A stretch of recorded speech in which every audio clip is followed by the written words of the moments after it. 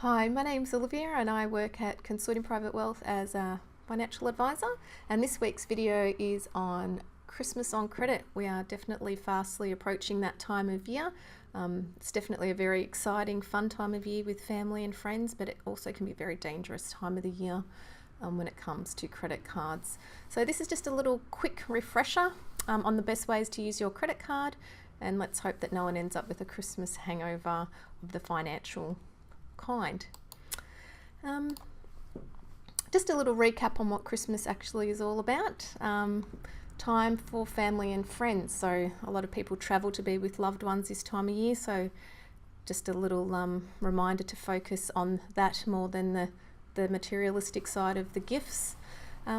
Just a lot of families now, obviously, with grandkids and nieces and nephews, and things are getting bigger.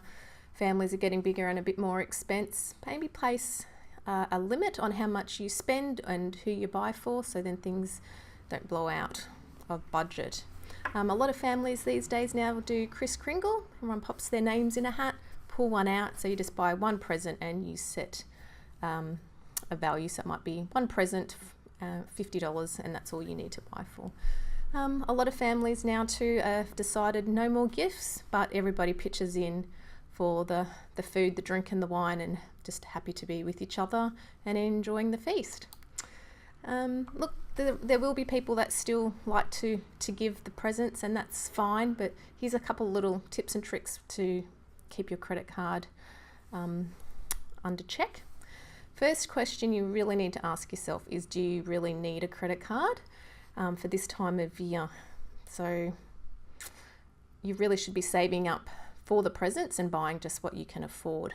Otherwise, you tend to overspend, and it's a really difficult thing to pay back. Buy your gifts that you can actually afford. Don't be sucked in by the marketing of all those wonderful things out there. If you've only got $10 to spend on that present for that person, don't buy the $20 present. Common sense, really. If the banks are sending you constant invitations to increase those credit card limits, decline them. You don't need them.